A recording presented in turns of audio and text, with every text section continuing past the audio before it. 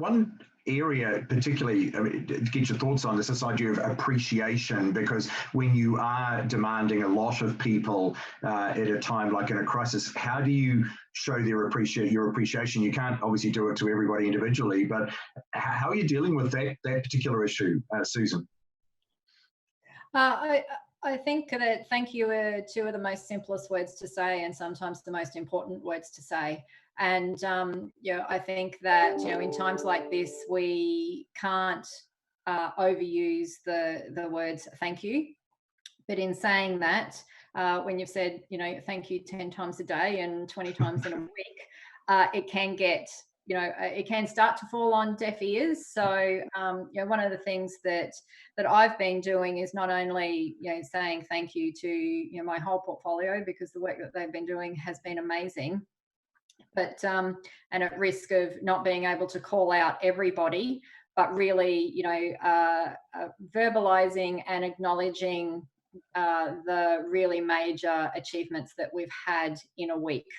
And some of those are absolutely significant. So, being also aware that I'm not under or overreaching on this, but also the fact that calling out people for the work that they do is really important.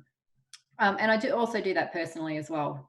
Of course, ring those people where I'm able to actually say, look, that was a great piece of work and I really appreciate it. But it is very difficult to continue to say thank you over long periods of time, but that's what we need to do right now, and it will be a long period of time. Andy, some of your approaches to showing appreciation? Yeah, similar themes, I think, on the internal stuff. So where I'm having video conferences, just taking the time to notice a piece of work that somebody's done that's making a difference for us, and there's that opportunity every day. I've also got the opportunity doing media to acknowledge the work of our people, and that's a direct line to the front line, and it's public. So I'm doing my best every media interaction to boast really about what police is doing out there, and that's a channel that's always really well appreciated by our people. And you might have one or two tuned into this this video session as well too.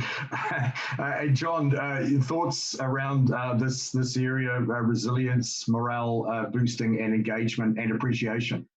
Yeah, look, I think the behaviours that you exhibit as a leader, and there's some great examples from both Susan and Andy there. They give others permission.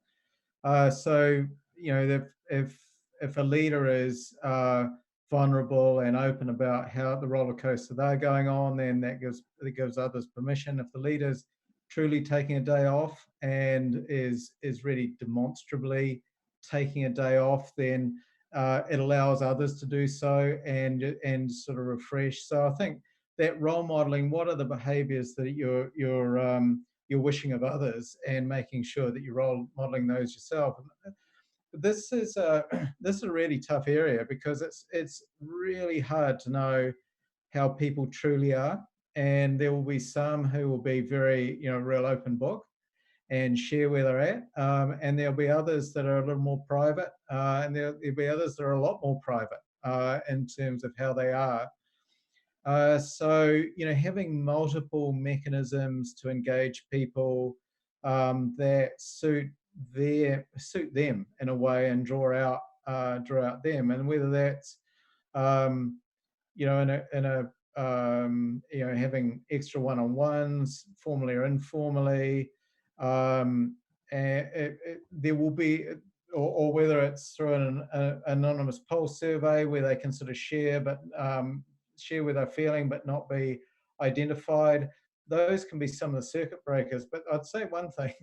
I would say there's one person in every team or every organisation that everyone goes to and truly shares how they feel. So really important to connect with that person and have their trust, because they'll have their finger on the pulse for sure. Do you want to speak just very briefly too about maintaining leadership mojo, and obviously the the mojo throughout the organisation, taking the pulse of that? Yeah, I mean it's you don't know what you don't know, and so as a leader, having an evidence-based approach and having a survey that allows you to understand where leaders are traveling well, because there's a lot of trust placed in the leaders, and there's a lot of leaders that sit between Susan and Andy and the front line. Really having that as a bit of a dashboard can be a pretty useful piece of information in terms of where to concentrate leadership energy, or where to provide the support that's needed.